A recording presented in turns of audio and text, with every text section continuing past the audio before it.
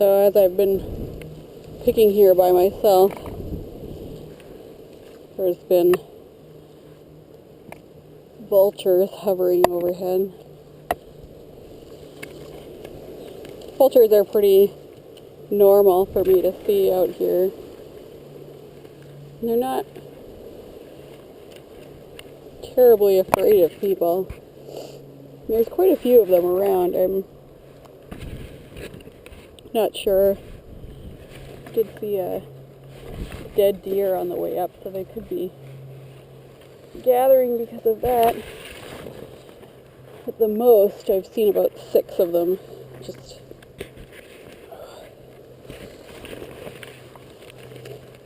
gathered overhead. I've always kind of liked vultures. They don't really bother me. Part of it is that it's so hard to find large birds on the prairies. I mean, especially if you live in the city. I'm not really as well studied on birds as maybe I could be. I don't know if they are the largest bird kind of out on the prairies, or if maybe eagles or owls might be bigger, but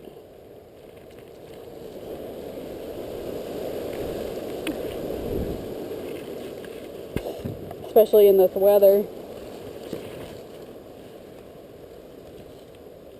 you can just see them overhead, just coasting. It doesn't seem like they have to put much effort in. It's enormous black birds. Yeah, I think they're ugly, you know, they've got these bald heads and wrinkly, and of course we associate them with death and decay, and I think for all those reasons they're not really the most popular bird.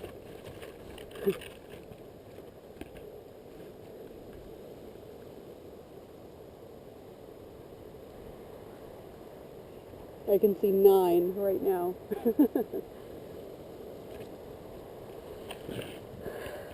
I mean, they do well, right? I mean, they're opportunists.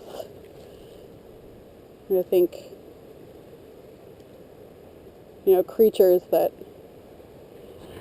take advantage of death are often a bit repugnant to us, and probably just because it reminds us of our own mortality, or how temporary our bodies are, how fragile. I mean, their presence can be a bit eerie. They're big enough to cast a shadow from fairly high in the sky, you know. I always found them really graceful, and as I've been picking here, just kind of under their presence, aware of their presence. Just been thinking about their value, and they do something that is incredibly necessary. Process the dead back into life in the loosest sense. I mean, in the most direct sense, I guess. And especially in a place that gets so cold in the winter, and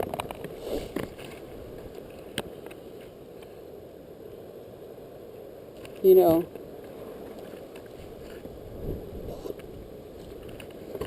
morbid as it might be to think about, you know, over the winter the dead could just pile up if it wasn't for vultures consuming and spreading them out and being a part of turning them back into whatever it is they need to be in order to continue contributing.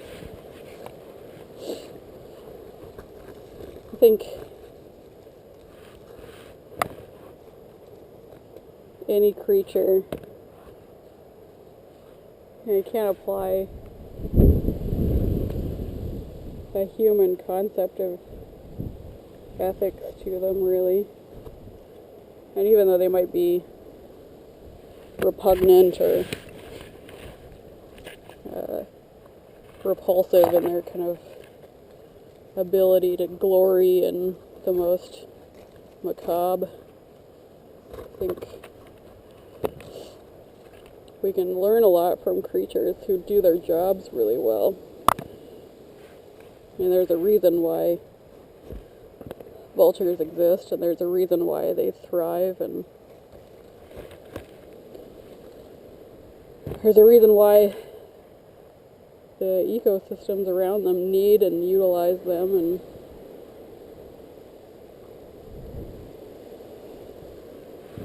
I don't know, has you kind of wondering if, as a human being, do we really contribute as much as something like a vulture can? I mean, I hope so. Somewhere.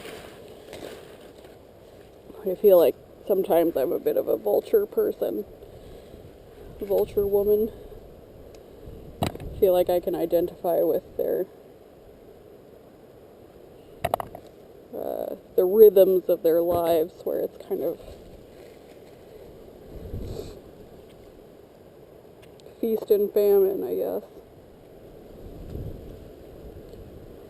What can I learn from the success of a vulture?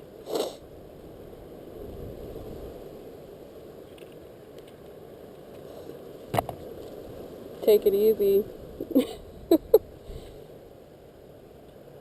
Ride the currents.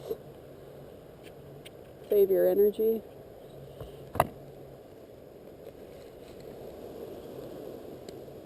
Make the most of the opportunities you have, but don't go looking for them, I guess. They just have a pretty good perspective up there.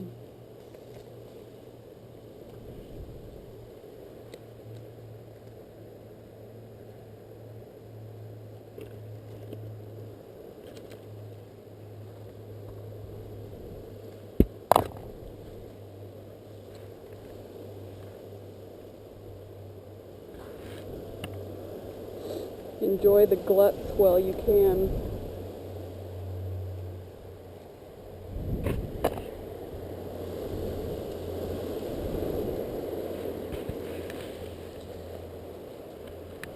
Don't linger on what's scarce.